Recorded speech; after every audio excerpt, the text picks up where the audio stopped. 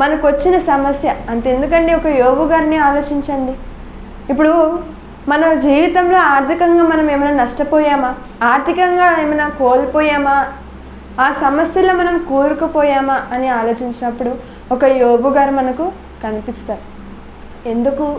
ఒకానొక రోజున అతనికి ఉన్నటువంటి ఎడ్లంటారా, గొర్రెలంటారా, ఒంటెలంటారా, ఆఖరికి పిల్లలు కూడా ఒకే రోజున చనిపోయి శవంగా మారినప్పటికీ కూడా ఆయన దేవుణ్ణి స్తుతించారు.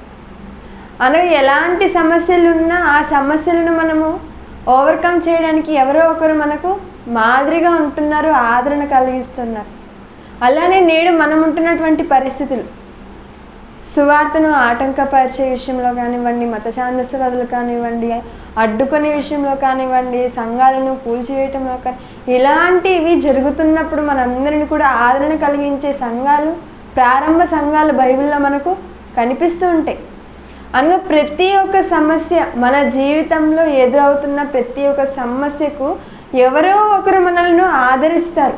కానీ మనము అలాంటి ఈ బైబిల్లోని మాటలను ఆలోచించినప్పుడే మనము ఆదరణ పొందుకోగలం. ఒకసారి అపోస్తలుడైనటువంటి పౌలు గారు రోమీలకు రాసిన పత్రిక 16వ అధ్యాయం, రోమీలకు రాసిన పత్రిక 15వ అధ్యాయము, రోమీలకు రాసిన పత్రిక 15వ అధ్యాయము 4వ వచనంలో, ఏలయనగా ఓర్పు వలనను లేఖనముల వలని ఆదరణ వలనను మనకు నిరీక్షణ కలుగుటకై పూర్వమందు వ్రాయబడినవన్నీ మనకు బోధ కలుగు నిమిత్తము వ్రాయబడి ఉన్నవి. మనకు ఏమి కలగడానికి లేఖనాలు వ్రాయబడి ఉన్నవి అన్నప్పుడు బోధ కలుగు నిమిత్తము మనకు లేఖనాలు వ్రాయబడి ఉందంట. రోమీలకు రాసిన పత్రికలో బోధ కలుగు నిమిత్తము అని ఉంది. ఇదే అపోస్తలుడైనటువంటి పౌలు గారు కొరింథీయులకు పత్రిక రాస్తున్నప్పుడు చెప్తాడు, ఇదిగో లేఖనముల వలన మీకు బుద్ధి కలుగుటకై ఈ విషయాలు మీకు చెబుతున్నాను అని. అంటే కొరింథీ సంఘానికి రాస్తూ బుద్ధి కలుగుటకై అంటున్నారు, రోమీలకు పత్రిక రాస్తూ బోధ కలుగు నిమిత్తము అంటున్నారు. మరి ఈ మాటలను మనం జాగ్రత్తగా ఆలోచిస్తే ఇక్కడ ఏం చెప్తున్నారండి? ఓర్పు వలనను లేఖనము వలని ఆదరణ వలనను మనకు నిరీక్షణ కలుగుటకై పూర్వమందు వ్రాయబడినవి. పూర్వమందు అనేక సంగతులు రాయబడ్డాయి లేఖనముల ద్వారా. ఆ లేఖనాలన్నీ కూడా మన చేతికి వచ్చినప్పుడు వాటి వలన మనకి ఏం దొరుకుతుందంట? లేఖనము వలని ఆదరణ వలనను అంటున్నారు. ఏంటి లేఖనాల వలన ఆదరణ కలుగుతుందా అంటే, ముమ్మాటికి లేఖనాల వలన మనకు ఆదరణ కలుగుతుంది. అది ఎలాంటి సమస్య ఉన్నటువంటి మనిషికైనా ఒక్కసారి బైబిల్ నందు వచ్చి బైబిల్ని పరిశీలించినప్పుడు అతనికి ఖచ్చితంగా కూడా ఎవరో ఒకరి ద్వారా దేవుడు ఆదరణను కలిగిస్తారండి. మరి బైబిల్లో మనం ఆలోచించినప్పుడు ఒక్కొక్క మనిషి వెనుక, అనగా ఒక్కొక్క వ్యక్తి బైబిల్లో వ్రాయబడడానికి దేవుడు బైబిల్లో వ్రాయించి మనకు చూపించిన వ్యక్తి మనల్ని ఎప్పుడూ కూడా తక్కువ చూడకూడదు.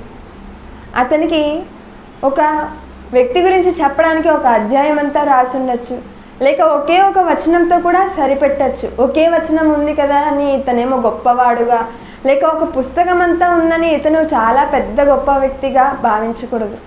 చిన్న వ్యక్తి అయినా పెద్ద వ్యక్తి అయినా దేవుడు వ్రాయించిన మాటను బట్టి, బైబిల్లో దేవుడు వ్రాయించాడు అంటే వారి వెనక ఏదో ఒక బలమైన కారణం ఉండే ఉంటుంది. వారి జీవితంలో నుంచి మనం నేర్చుకోవాల్సిన పరిస్థితి కూడా మనకు ఉండే ఉంటుంది.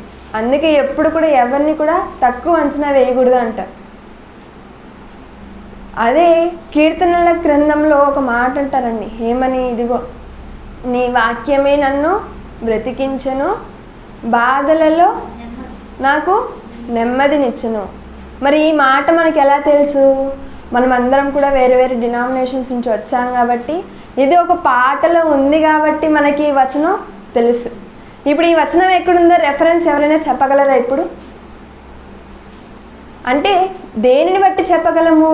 పాటలో ఈ వచనం ఉంది కాబట్టి మనకు గుర్తుంది, అంతేగాని బైబిల్లో ఎక్కడుందో తెలియదు. అంతెందుకు, పోయిన వారం స్త్రీల కూడికలో ఏం నేర్చుకున్నాం? మరి గత వారం స్త్రీల కూడికల్లో ప్రిన్సిపాల్ గారు కదా వాక్యం చెప్పారు. మరి ఎవరి గురించి చెప్పారు? సంతోషం. పాఠం పేరైనా గుర్తుంది. మరి బైబిల్లో ఉన్నటువంటి మాటలను కూడా మనం ఎల్లప్పుడూ కూడా గుర్తుపెట్టుకోవాలి. కేవలము ఏదో వచ్చామా, కూర్చున్నామా, వాళ్ళు ఏదో చెప్పారా, విన్నామా, వెళ్ళిపోయామా అనేది కాదు. ఒక్కొక్క స్త్రీ గురించి మనం నేర్చుకుంటున్నప్పుడు, ఈ స్త్రీల కూడికలో ఒక్కొక్క వారం ఒక్కొక్క స్త్రీ గురించి నేర్చుకుంటున్నప్పుడు ఆ స్త్రీలో ఉన్నటువంటి లక్షణాలను మన జీవితాలలో మనం అలవర్చుకోవాలి. మరి నేటి దినాన మనం ఎవరి గురించి నేర్చుకోబోతున్నాం అని ఆలోచిస్తున్నారా? మరి పాత నిబంధన గ్రంథ చరిత్రలో ఒక స్త్రీ గురించి రాయించారండి. రాజుల మొదటి గ్రంథం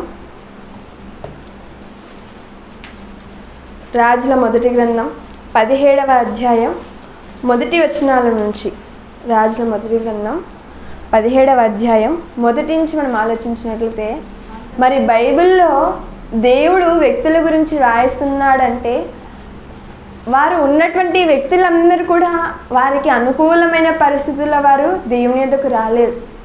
మీరు బాగా ఆలోచించండి, ఎలాంటి వారు మనకు కనిపిస్తారంటే, ఇదిగో ఈ పూట ఇదే మనకు లాస్ట్, అంతెందుకు ఇంకా మనం ఈ పని చేయలేము అన్నప్పుడు అలాంటి పరిస్థితుల్లోనే కష్టాలలో నుండి వచ్చిన వాళ్ళు, బాధలలో నుండి వచ్చిన వారు, శ్రమలలో నుండి దేవుని యొద్దకు వచ్చిన వారు, ఇలా ఒక్కొక్క పరిస్థితుల నుండి దేవుని యొద్దకు వచ్చిన వారు మనకు కనిపిస్తూ ఉంటారు. మరి అలాంటి వారిలో ఒక స్త్రీగా నేడు మనం నేర్చుకోబోతున్నాం. మరి ఆ సందర్భం ఏంటి? ఇక్కడ 17వ అధ్యాయం మొదటి వచనంలో, అంతటా గిలాదు కాపురస్తుల సంబంధియును తిష్బీయుడునైన ఏలియా ఆహాబు నొద్దకు వచ్చి. ఏలియా ఎవరు? ప్రవక్త. ఆహాబు ఎవరు? ఏ రాజు? ఇశ్రాయేలీల రాజు.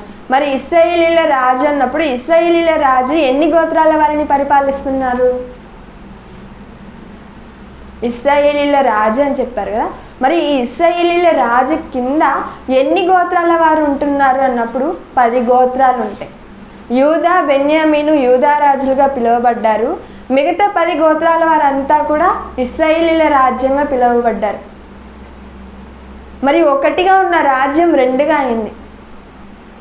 అందరూ బాగా ఆలోచించినట్లయితే, ముందు సొలొమోను గారి కాలం వరకు ఐక్య సామ్రాజ్యంగా పరిపాలించారు. యునైటెడ్ కింగ్డమ్ అంటుంటారు కదా, అలానే ఐక్య సామ్రాజ్యంగా పరిపాలించినటువంటి ఆ సామ్రాజ్యం ఎప్పుడైతే సొలొమోను గారి కుమారుడు రెహబాము పరిపాలనలోనికి వచ్చాడో, ఈ రెహబాము ఏం చేశాడు? తన తోటి స్నేహితులు, పనికిమాలిన స్నేహితుల సలహా వలన ఆ రాజ్యము 2గా విడిపోయినట్టుగా మనకు కనిపిస్తుంది. అలా 2గా విడిపోయింది. యూదా, బెన్యామీను ఒక పక్క వచ్చారు, మిగిలిన 10 గోత్రాల వారు ఒక పక్క వచ్చారు. వీరిని యూదా రాజ్యం అన్నారు, వీరిని ఇశ్రాయేలీల రాజ్యం అన్నారు. ఇప్పుడు యూదా రాజ్యాన్ని మొదటిగా ఐక్య సామ్రాజ్యం తర్వాత 2గా చీలిన తర్వాత యూదా రాజ్యాన్ని రెహబాము పరిపాలిస్తే, ఇటు సైడ్ వచ్చి యెరోబాము పరిపాలిస్తాడు. మరి యెరోబాము ఎలాంటి వాడంటే చాలా క్రూరుడు. అన్య దేవతల వైపు ఇశ్రాయేలు అందరినీ కూడా తిప్పేశాడు. దేవునికి దూరం చేసిన రాజు. మరి ఇతని తర్వాత వచ్చిన రాజులందరూ కూడా ఎలాంటి వారంటే యెరోబాము వేసిన పునాదుల మీదే నిలవబడ్డారు. అనగా దేవుని పిల్లలను దేవునికి కాకుండా, యెరూషలేమునికి వెళ్లకుండా, ఆరాధన చేసుకునివ్వకుండా, వారి ఊరిలోనే వారి రాజ్యంలోనే విగ్రహారాధన చేసుకునేలాగా ప్రజలందరినీ కూడా మళ్లించేసిన విధంగా మనకు కనిపిస్తుంది. మరి ఈ ఆహాబు రాజు, ఆహాబు అంటున్నాం కదా, మరి ఇతను ఈ రాజు అంటున్నాం ఎవరికి అన్నప్పుడు ఇశ్రాయేలీల రాజ్యానికి. ఇశ్రాయేలీల రాజ్యం అనగానే 10 గోత్రాల వారి మీద ఈ ఆహాబు రాజు ఉన్నాడు. మరి ఆహాబు రాజు ఏం చేశాడు? చేసిన మరొక తప్పు ఏంటి అన్నప్పుడు, ఇతను అన్య స్త్రీని వివాహం చేసుకున్నాడు. మరి ఎవరు అన్నప్పుడు ఆమె పేరే యెజబెలు. మరి ఆమె ఏ ప్రాంతానికి చెందినది అన్నప్పుడు సీదోను ప్రాంతానికి చెందింది. ఒకసారి బైబిల్ వెనక మ్యాప్ ఉంటుంది, క్రొత్త నిబంధన పాలస్తీనా అని. మరి అప్పుడప్పుడు ఈ మ్యాప్ కూడా మనం చూస్తుండాలి కదా, ఇచ్చిన దానికన్నా ఒకసారి చూసినట్లయితే క్రొత్త నిబంధన పాలస్తీనా అని, క్రొత్త నిబంధన కాలంలో పాలస్తీనా మ్యాప్ ఉంటుంది. మరి అక్కడ మనం ఆలోచించామనుకోండి, ఇప్పుడు మనం నేర్చుకునబోయే ఈ అంశం అంతా కూడా ఎక్కడ ఉంటుంది? యూదయ దేశంలో ఉంటుంది. మరి ఇక్కడ నుంచి మనము సీదోను అనే ప్రాంతం ఎక్కడుంది? ఎక్కడో పైన ఉంది. ఈ ఆహాబు రాజు ఏం చేశాడు? ఈ 10 గోత్రాల్లో ఉన్నటువంటి ఊరిలో, ఈ 10 గోత్రాల వారు ఉన్నటువంటి ప్రాంతాలలో ఎక్కడా కూడా స్త్రీ లేనట్టుగా, ఎక్కడో పైన ఉన్నటువంటి సీదోనులో ఉన్నటువంటి యెజబెలును తెచ్చుకున్నాడు. మరి సామెతల గ్రంథం 31వ అధ్యాయంలో ఉంటుంది, గుణవతి అయిన భార్య దొరుకుట అరుదు అని. మరి పోనీ ఇంత కష్టపడి ఇంత దూరం వెళ్ళి తెచ్చుకున్నాడు కదా యెజబెలుని, ఆమె ఏమైనా గుణవతి అయిన భార్యనా అంటే లేదు, చాలా క్రూరురాళ్ళు. స్త్రీగా ఎలా ఉండకూడదో ఆమెను చూసి మనము నేర్చుకునే అంత అంశం ఆమెలో ఉంది. మరి ఆహాబు ఏం చేశాడు? ఎక్కడో ఉన్న సీదోనులో ఉన్నటువంటి యెజబెలుని వివాహం చేసుకున్నాడని. మరి ఇక్కడ మరలా 1 రాజుల గ్రంథం 17వ అధ్యాయం 1వ వచనం నుంచి మనం ఆలోచించినట్లయితే, ఏలీ అనగానే ప్రవక్త, ఆహాబు అనగానే ఇశ్రాయేలీల రాజు. మరి ఈ ఏలియా ఆహాబు నద్దకు వచ్చి చెబుతున్న మాటలు ఏంటో మనం చూసినట్లయితే, ఎవని సన్నిధిని నేను నిలవబడి ఉన్నానో ఇశ్రాయేలు దేవుడైన యెహోవా జీవము తోడు నా మాట ప్రకారముగాక. ఇక్కడ సందర్భం ఏంటి అన్నప్పుడు, ఈ ఆహాబు యెజబెలు. మరి యెజబెలు అనగానే అన్య స్త్రీ. ఆమె ఏం చేసింది? బయలు దేవతలను పోషించే ఆమె, అనగా యెహోవా ప్రవక్తలను చంపించి, యెహోవా ప్రవక్తలను తరిమివేసి వారిని హింసించి బయలు ప్రవక్తలను ఆమె పోషించేదిగా ఆమెకు కనిపిస్తుంది.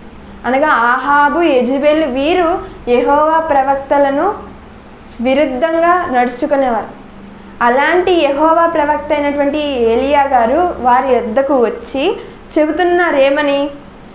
ఎవని సన్నిధిని నేను నిలవబడి ఉన్నానో ఇశ్రాయేలు దేవుడైన యెహోవా జీవము తోడు నా మాట ప్రకారము గాక, ఈ సంవత్సరములలో మంచైనను వర్షమైనను పడదని ప్రకటించెను. ఏంటండి? ఈ సంవత్సరము అని చెప్పట్లేదు. ఏం చెప్తున్నారు? ఈ సంవత్సరములలో, అనగా ఎన్ని సంవత్సరాలు అలా ఉంటుందో తెలీదు. ఈ సంవత్సరములలో మంచైనను వర్షమైనను పడదని ప్రకటించును అంటే దాని ఉద్దేశం ఏంటి అన్నప్పుడు, కరువు రాబోతుంది, అంతే కదా. మంచు లేక, వర్షము లేక, నీరు లేకుండా పోతే ఏమైపోతుంది? ప్రాంతం అంతా కూడా కరువు ప్రాంతం అయిపోతుంది. భూమి అంతా కూడా ఎండిపోతుంది, కరువు రాబోతుంది. కాబట్టి పిమ్మట యెహోవా వాక్కు అతనికి ప్రత్యక్షమై, ఎవరికి? ఏలియా గారికి. ఎందుకు అన్నప్పుడు, మరి ఆహాబు యెజబెలేమో దేవుని ప్రవక్తలను హింసించేవారు, చంపించేవారు, దూషించేవారు, మాట వినేవారు అస్సలు కాదు. అలాంటి వారి యొద్దకు వెళ్ళి, ఇదిగో వచ్చే సంవత్సరాలలో, ఈ సంవత్సరాలలో వర్షము పడదు, మంచు కురవదు, కరువు రాబోతుంది అని చెప్పినప్పుడు వారు ఏం చేస్తారు? చంపాలనుకుంటారు కదా. కాబట్టి దేవుడు ముందుగానే ఆ విషయాన్ని ఎరిగినటువంటి దేవుడు మరలా ఏలియాకు ప్రత్యక్షమై చెప్తున్నాడు ఏమని? నీవు ఇచ్చట నుండి తూర్పు వైపునకు పోయి యోర్దానునకు ఎదురుగానున్న కెరీతు వాగు దగ్గర దాగి ఉండుము. నీవు ఇచ్చట నుండి తూర్పు వైపునకు పోయి కెరీతు వాగు దగ్గర అంటున్నాడు, యోర్దాను నది దగ్గర. మరి ఇదేమి పక్కనున్నటువంటి ప్రాంతం కాదు, సుమారు 100 కిలోమీటర్ల దూరం దీనికి ఆ ప్రాంతానికి. అంటే మన భాషలో ఆనాడు కాలినడకన ప్రయాణం కదా, అనగా 3 రోజుల పాటు కాలినడక చేస్తే ఏలియా గారు ఉన్నటువంటి ప్రాంతం నుంచి కెరీతు వాగు దగ్గరకు వెళ్తాడు. మరి అంతటి ప్రాంతానికి వెళ్ళిన తర్వాత అక్కడ ఏం చేయాలంట? దాగి ఉండుము, ఆ వాగు నీరు నీవు త్రాగుదు. ఏంటండి? వాగు దగ్గరికి వెళ్ళి నివసించమంటున్నారు. వాగు దగ్గర ఎవరైనా ఉంటారా? మనుషులు ఉంటారా? నివాసం కనిపిస్తుందా? ఇల్లులు ఉంటుందా అంటే ఎవ్వరూ ఉండరు. అలాంటిది కరువు సమయంలో ఏలియా గారిని ఎక్కడికి వెళ్ళమన్నారు? వాగు దగ్గరికి వెళ్ళమన్నాడు. సరే అయ్యా, వెళ్ళాను నీ మాట ప్రకారము. మరి నీ ఆహారం పరిస్థితి ఏంటి? అక్కడ నివాసం ఎవరు ఉండట్లేదు కదా, ఎవరు కూడా నివసించని ప్రాంతం కదా. మరి ఆహారం ఏంటి అనగానే దేవుడు చెప్తున్నాడు అక్కడ ఏమని? ఇదిగో అచ్చటికి నీకు ఆహారము తెచ్చున్నట్లు నేను కాకోలములకు ఆజ్ఞాపించితినని అతనికి తెలియజేయగా. ఏంటని? ఎంత విచిత్రంగా ఉంది. ఎవరి దగ్గర నుంచి పంపిస్తున్నాడంట? కాకోలం దగ్గర నుంచి, అనగా కాకి దగ్గర నుంచి.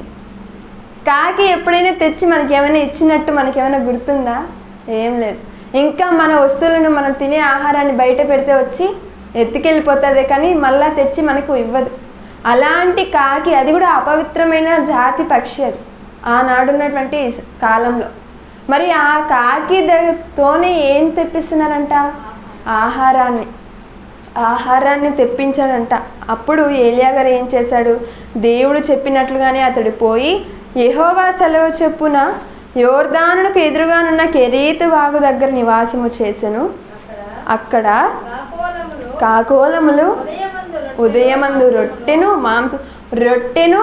మాంసమును అస్తమయమందు రొట్టెను మాంసమును అతని యొద్దకు తీసుకొని వచ్చుచుండెను. ఏమండి, కాకి ఏమైనా 10 కేజీల బియ్యం బస్తా తిరగలదా? లేదు. ఏమైనా కూర క్యారీ తెస్తుందా నోటితో? లేదు, ముక్కుతో తేలేంది. అంటే ఇప్పుడు ఏలియా గారి కడుపు నింపాలి అంటే ఎన్ని కాకులు ఆయన దగ్గరకు వచ్చి ఉండాలి, ఎన్ని రొట్టె ముక్కలు తెచ్చి ఉండాలి, ఎన్ని మాంసపు ముక్కలు తెచ్చి ఉండాలి. పోనీ ఉదయం ఒకటేనా అంటే లేదు, దేవుడు వాటికి డబుల్ డ్యూటీ వేశాడు. పొద్దున ఒకసారి, సాయంత్రం ఒకసారి. ఏలియా గారి కడుపు నిండాలి. ఆయన కడుపు నిండాలి అంటే ఆ కాకులన్నీ కూడా అలుపెరుగక ప్రయాణం చేస్తూనే ఉండాలి. అది ఎన్ని రోజులో చెప్పలేము. ఆయన ఆ వాగు దగ్గర ఉన్నంత వరకు ఆయనకు ఫుడ్ డ్యూటీ ఎవరిది? కాకిది. మరి ఈ కాకి ఏం చేసింది? చేసిందంటే చేసింది. అలా ఆయన కొన్ని రోజులు అక్కడ ఉన్న తర్వాత, కొంతకాలమైన తర్వాత దేశంలో వర్షము లేక ఆ నీరు ఎండిపోయెను. ఇప్పుడు ఏలియా గారు ఎక్కడున్నారు? ఇప్పటి వరకు వాగు దగ్గర ఉన్నాడు. మరి వాగులో నీళ్ళు ఎన్ని రోజులని ఉంటుందండి? ఎండకి బాగా ఆవిరైపోతూ ఉంటుంది. ఏలియా గారికి ఏమో నీరు కొరత అయిపోతూ ఉంది. మరి అక్కడ నివాసం ఎవరు చేయడం లేదు. మరి ఎన్ని రోజులు? ఇంకా నీళ్ళు కూడా అయిపోవచ్చింది. దేవుడు చూశాడు, జ్ఞాపకం చేసుకున్నాడు. ఇప్పుడు అతను చెప్పే మాట ఏంటో తెలిసే ఏలియా గారికి? అంతటా యెహోవా వాక్కు అతనికి ప్రత్యక్షమై ఇలాగు సెలవిచ్చెను, నీవు సీదోను పట్టణ సంబంధమైన, సీదోను పట్టణం అనగానే మనకి ఎవరు గుర్తు రావాలి? ఇందాకే చెప్పాను, ఎవరిని తెచ్చుకున్నాడు అహాబు? యెజెబెలుని. సీదోను పట్టణం నుంచి ఇక్కడ ఎవరి వలన పారిపోయి వచ్చాడు? యెజెబెలుకు భయపడే కదా పారిపోయి వచ్చాడు. మరి అలాంటిది యెజెబెలు ఉన్నటువంటి, యెజెబెలు పుట్టిన ప్రాంతానికే మరలా పంపిపోతున్నాడు. మరి ఏలియా గారు అడిగాడు, ఏంటయ్యా నీకు ఇన్ని ఊర్లు లేవా? పోయి ఆ ఊరికే పంపించాలని ఏం అడగలేదండి. ఇక్కడ దేవుడు చెప్తున్నాడు ఏమని? సీదోను పట్టణ సంబంధమైన సారేపతు అను ఊరికి పోయి అచ్చట ఉండుము, నిన్ను పోషించుటకు అచ్చటనున్న ఒక ధనవంతురాలికి అని ఉందా బైబిల్లో? లేదు. మరి ఎవరంట? విధవరాలికి నేను సెలవిచ్చి తిని. విధవరాలికి సెలవిచ్చాడంట. ఏంటండి? ఉండేదే కరువు సమయంలో. ఎన్ని సంవత్సరాలు ఉంటుందో తెలీదు. వాగు దగ్గర ఉన్నటువంటి నీరు కూడా అయిపోయింది అన్నప్పుడు, వాగులోనే నీరు అయిపోయిందంటే ఇంటి దగ్గర నీరు ఉంటుందా? మనం ఆలోచించాలి ప్రాక్టికల్గా. ఇప్పుడు ఆయన వాగు దగ్గర నివాసం చేస్తున్నాడంటే, వాగులోనే నీరు అయిపోతున్నప్పుడు ఇంటిలో ఎంతవరకు నీరు ఉంటుంది? అలాంటిది ఇక్కడ దేవుడు ఏం చెప్పాడు? నువ్వు సారేపత అను ఊరికి వెళ్ళు, అక్కడ నేను ఒక విధవరాలికి సెలవిచ్చాను అంటున్నారు. విధవరాలంటే ఆమె పరిస్థితి ఎలా ఉంటుందో మనము ఆలోచించాలండి. మంచి వయసులోనే భర్త చనిపోయాడు అనుకోండి, మరి ఆ స్త్రీ గురించి వర్ణించడం చాలా వర్ణాతీతం. ఎందుకు? మరి భర్త ఉంటే ఒక ధైర్యం ఉంటుంది, ఆయన చూసుకుంటాడులే పిల్లల్ని, ఆయన కష్టపడి పోషిస్తాడులే, ఆయన అన్నీ తెచ్చి పెడతాడులే అని ఉంటుంది. అదే భర్త లేని ఇంట్లో ఆమె బాధపడాలి, కష్టపడాలి. ఒకవేళ పిల్లలు ఉంటే పిల్లలను పోషించాలి. మరి ఇంత కష్టపడుతూ, అది కూడా కరువు సమయంలో దేవుడు ఎవరింటికి పంపిస్తున్నారు? విధవరాల ఇంటికి. అది ఎక్కడ? సీదోను ప్రాంతంలో సారేపత ఊరు. మరి సీదోను అనగానే అక్కడ ఎవరు? ఇశ్రాయేలీలు కాదు, యూదులు కాదు. ఎవరి ప్రాంతం అది? అన్యుల ప్రాంతం. మరి యెజెబెలు అన్యురాలే కదా. అన్యుల ప్రాంతంలోనికి పంపిస్తున్నారంటే ఇశ్రాయేలీలలో లేని విధవరాలు, యూదా దేశంలో లేని విధవరాలని దేవుడు ఎక్కడ కనుగొన్నాడంటే, ఇదిగో అన్య స్త్రీలలో విధవరాలను దేవుడు కనుగొన్నాడు. ఎవరికి సహాయం చేయడానికి? ఏలియా గారికి. మరి ఈ విషయాన్ని దేవుడు క్రొత్త నిబంధనలో రాయించారు. ఏంటి? క్రొత్త నిబంధనలో కూడా ఈమె ప్రస్తావన జరిగిందంటే ఉందండి. ఒకసారి లూకాసు వార్త 4వ అధ్యాయము 25వ వచనంలో, లూకాసు వార్త 4వ అధ్యాయము 25వ వచనంలో మనం ఆలోచించినట్లయితే, ఏలియా దినముల యందు 3 ఏండ్ల, అక్కడ ఎన్ని సంవత్సరాలు మనకు వ్రాయించలేదు. మరి ఎన్ని సంవత్సరాల వరకు, ఇన్ని సంవత్సరాల వరకు కరువు వస్తుందని చెప్పలేదు. ఏం చెప్పాడు? ఈ సంవత్సరాలలో మంచైనను వర్షమైనను కురవదు అన్నాడు. మరి ఎన్ని సంవత్సరాలు అలా ఉండింది అన్నప్పుడు ఇక్కడ ఇదిగో 3 ఏండ్ల 6 నెలలు ఆకాశము మూయబడి దేశమందంతటను గొప్ప కరువు సంభవించినప్పుడు ఇదిగో చూసారా, ఇశ్రాయేలీలో విధవరాలు లేరు అనుకుంటే పొరపాటు, అనేక మంది ఉన్నారంట. అలా ఇశ్రాయేలీలలో అనేక మంది విధవరాలు ఉండినను ఏలియా సీదోనులోని సారేపతు అను ఊరిలో ఉన్న ఒక విధవరాలి యొద్దకే కానీ మరి ఎవరి యొద్దకును పంపబడలేదు. చూసారా, విధవరాలి దగ్గరికి పంపించాడంటండి. మరి విధవరాలి దగ్గరికి పంపించాడంటే మరి ఆమెది ఏమైనా ధనవంతురాలంటే కాదు, ఆమె కూడా బీదరాలే. మరి ఎంత దయానీయ స్థితిలో ఆమె ఉందో మనము ముందు మాటల్లో ఆలోచించుకోగలం. మరి ముందుగా ఇక్కడ విధవరాలి ఇంటికి దేవుడు పంపించాడు. ఇశ్రాయేలీలలో అనేక మంది విధవరాలు ఉండినను సారేపతు అను ఊరిలో, సీదోనులోని సారేపతు అను ఊరిలో ఉన్న విధవరాలి యొద్దకే పంపించాడంటే ఆమెలో ఏదో ఒక గొప్పతనం ఖచ్చితంగా ఉంది. ఆమెలో నుండి మనం నేర్చుకోవాల్సిన విషయం ఏదో దాగి ఉంది. ఆమె ద్వారా ఏదో మన జీవితంలో సరి చేసుకోవాలి, ఆమెను చూసి మన బ్రతుకులను సర్దిద్దుకోవాలని దేవుడు మరలా క్రొత్త నిబంధనలు కూడా ఆమె ప్రస్తావన తీసుకొచ్చారు. మరి విధవరాలకి నేడు ఎలా భావిస్తుంటారు? మరి నేటి సమాజంలో ఎలాంటి గౌరవాన్ని ఇస్తున్నారు ఆమెను? ఏదైనా ఒక శుభకార్యం జరిగింది అనుకోండి, అప్పుడు ఆమెను పిలుస్తారా? లేదు. ఏం చేస్తారు? ఇంటికి వస్తారు. ఇంటికి వచ్చినా కూడా ఆమె చేతికి ఇస్తారంటే ఇవ్వరు, పక్కనున్న వారి చేతికి ఇస్తారు. అప్పుడు ఆమె మనసులో ఎంత నొచ్చుకొని ఉండాలి, ఎంత మనస్తాపన చెంది ఉండాలి. ఏ విషయంలో అయినా, ఇప్పుడు పిల్లలు ఒకరే ఉన్నారు, ఆమె ఏమో స్త్రీ, ఆమె చేసుకోలేని పని ఎవరి ద్వారానైనా ఇంటికి రప్పించుకొని చేసుకునింది అనుకోండి, అప్పుడు ఎలా మాట్లాడతారు బయట ఉన్నవారందరూ? అంటే మాటలతోనే చంపేవారు కూడా లేకపోలేదు, సూటిపోటి మాటలతో మనసును గాయపరిచేవారు లేకపోలేదు. అలాంటి విధవరాలని, ఇలా బాధ పెట్టే వారిని దేవుడు ఏమన్నాడో ఒకసారి చూసినట్లయితే నిర్గమకాండం 22వ అధ్యాయం 22వ వచనంలో, నిర్గమకాండం 22వ అధ్యాయం 22వ వచనం నుండి మనం ఆలోచించినట్లయితే, విధవరాలినైనను దిక్కులేని పిల్లలను, అనగా తల్లి లేక తండ్రి లేక అనాథగా బ్రతుకుతుంటారు కదా, వారినైనను బాధ పెట్టకూడదు. మీరు విధవరాండ్రను మీరు బాధ పెట్టకూడదు, దిక్కులేని పిల్లలను మీరు బాధ పెట్టకూడదు. వారు నీ చేత ఏ విధముగానైనను బాధ నొంది నాకు మొరపెట్టిన ఎడల నేను నిశ్చయముగా వారి మొరను విన్నును. ఏ తప్పు చేయకపోయినా, ఇదిగో ఆయన ఎందుకు వాళ్ళ ఇంటికి వెళ్ళొచ్చాడు, ఆమె అలాంటిదంట, ఆమె ఇలాంటిదంట అని ఏ తప్పు చేయకపోయినా, ఏ నేరము చేయకపోయినా ఆమె మనసును నొప్పించితే, ఒకవేళ ఆమె కానీ దేవుని యొద్ద పెట్టింది అనుకోండి మొర, ఇదిగో ప్రభువా నన్ను ఇలా అనుకుంటున్నారు, నా మీద ఇలా నిందిస్తున్నారు అని ఒకవేళ ఆమె కానీ దేవునికి మొర పెడితే దేవుడు ఏం చేస్తాడో తెలుసా? కింద మాటలు మనం చూసినట్లయితే, ఆమె మొరను విని నా కోపాగ్ని రగులుకొని మిమ్మును కత్తి చేత చంపించదను, మీ భార్యలు విధవరాండ్రగుదురు, మీ పిల్లలు దిక్కులేని వారగుదురు. మీరు ఏ విధవరాలను అయితే చూసి నోరు పారేసుకున్నారో, ఏ విధవరాలని చూసి మీరు నిందిస్తున్నారో, ఏ తప్పు చేయకపోయినా నేరము మోపి చిన్న చూపు చూస్తున్నారో, అలా చూసినప్పుడు ఆమె బాధపడి ఆమె మనసును నొచ్చుకొని వేదనతో నాకు మొర పెడితే, ఆ మొర నేను విని ఏం చేస్తున్నా తెలుసా? ఊరుకోను. నా కోపాన్ని నేను తెచ్చుకొని నేనేం చూపిస్తున్నా తెలుసా? నీకు నీ భార్య ఉంది కదా, నీ భార్యను విధవరాలుగా చేస్తాను అంటే దాని ఉద్దేశం ఏంటంటే నిన్ను చంపేస్తాను అంటున్నాడు. విధవరాండ్రైనను దిక్కులేని పిల్లలను బాధ పెడితే దేవుడు ఉండనివ్వకుండా, మనలను ఎవరైతే వారిని బాధ పెడతారో వారిని ఉండనివ్వకుండా చేస్తానంటున్నారు.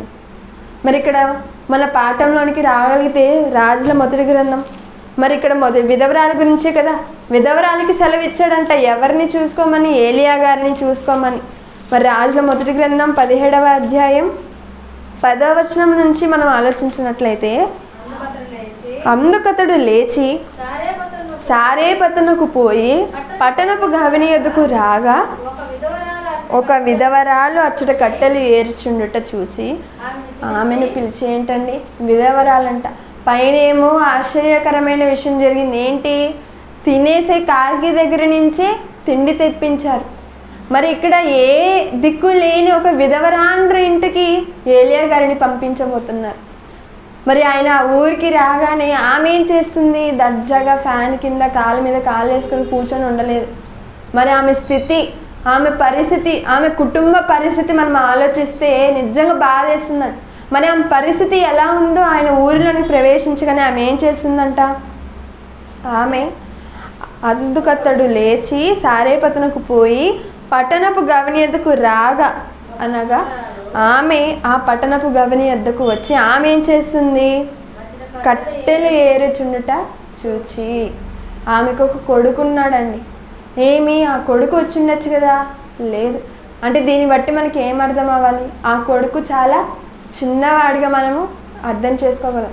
మరి చిన్నవాడు కాబట్టి విధవరాలని తల్లికి సహాయంగా రాలేదు కదా.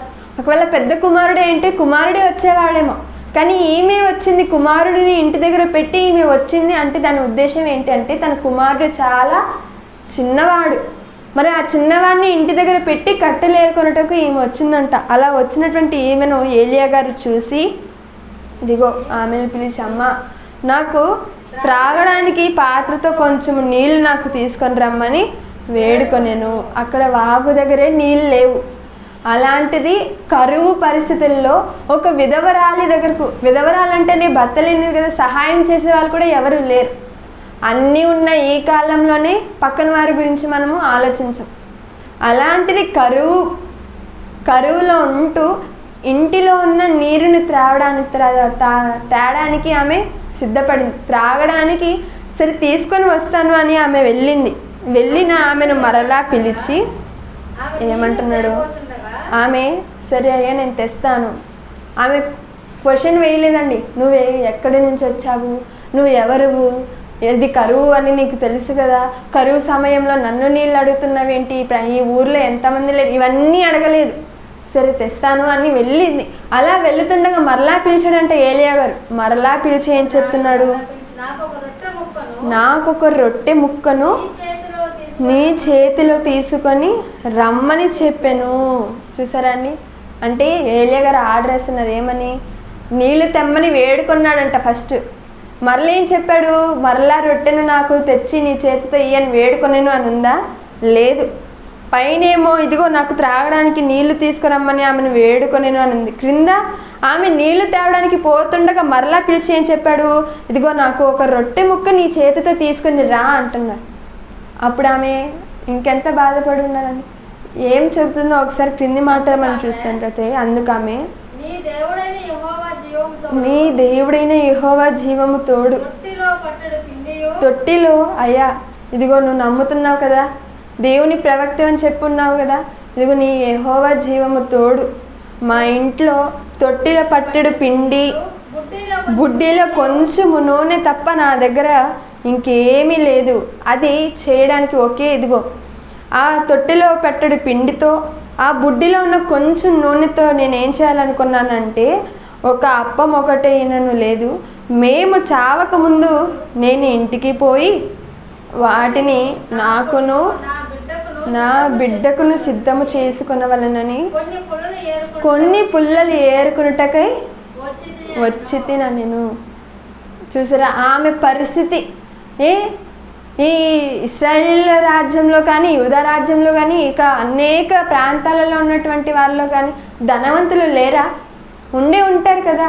మరి కరువు ఉంది అంటే వారు ప్లానెడ్గా ఉంటారు. 5 సంవత్సరాలకి కావాల్సిన ధాన్యం కూడా ఇండ్లలో కూర్చుకొని ఉండొచ్చు. కానీ వారి ఇంటికి పంపించకుండా ఈమె ఇంటికి దేవుడు పంపించాడు. మరి ఈమె పరిస్థితి ఎలా ఉంది అంటే ఇంట్లో తొట్టిలో కొంచెమే పిండి ఉందంట, బుడ్డిలో కొంచెం నూనె ఉందంట, ఒకే ఒక అప్పమైన కూడా లేదంట. ఇదిగో అయ్యే దాన్ని పిసికి ఆ రొట్టెను చేసి కాల్చుకొని తినడానికి పుల్లలు కావాలి కదా, మరి కట్టెలు కూడా కాదండి. మరి ఏమని రాయించాడు ఇక్కడ? కొన్ని పుల్లలు అంటున్నాడు. అంటే మనకు అక్కడే అర్థమైపోవాలి ఎంత పిండి ఉందో. మరి ఆ పుల్లలను ఏరుకొనడానికి వచ్చానయ్యా, ఇదిగో యెహోవా జీవము తోడు, నిజంగా నా దగ్గర ఇంతే ఉంది అని చెప్పింది. అప్పుడు ఆయన ఏమన్నాడు మరలా? అప్పుడు ఏలియా ఆమెతో ఇట్లా, నేను భయపడవద్దు, పోయి నీవు చెప్పినట్లు చేయము. నువ్వు చెప్పావు కదా ఇంట్లో ఏదైతే ఉందో కొంచెం పిండి కొంచెం బుడ్డిలో నూనె, దాంతో చెప్పినట్టే నువ్వు పోయి ఏం చేయాలో భయపడకుండా, మీరు చనిపోరు. నువ్వు ఏం చెప్తున్నావు? దాన్ని తిని చనిపోవాలి అనుకుంటున్నావు, కానీ అలా భయపడద్దు. నువ్వు వెళ్ళి ఏం చేసుకోవాలి? అందులో ఆ పిండిలో ఏదైతే ఉందో ఆ పిండిలో నాకు ఒక చిన్న అప్పము మొదట చేసి నా ఎద్దకు తీసుకొని రమ్ము. తర్వాత నీకును నీ బిడ్డకును అప్పములు చేసుకొనుము. అక్కడ ఉన్నది ఎంత పిండి? కొంచెం, ఒక అప్పం అంతా కూడా రాదు. మరి ఆ కొంచెం పిండిలో ఇక్కడ ఏలియా గారు ఏమంటున్నారు? ముందు నాకు చిన్ని అప్పం చేసుకొని రా అమ్మ, తర్వాత నీ బిడ్డకి అప్పము అనలేదు, మిగిలిన చిన్నది అనలేదు, అప్పములు చేసుకొనుము అంటున్నాడు. అంటే ఇక్కడే మనం అర్థం అవ్వాలి, ఇక్కడ ఏలియా గారినే కాదు ఆ సారేపతు అనే విధవరాలని కూడా దేవుడు జ్ఞాపకం ఉంచుకున్నాడు. ఆమె చనిపోవాలి అని దేవుడు అనుకోవట్లేదు, ఆమెను బ్రతికించుకోవాలి అనుకుంటున్నాడు.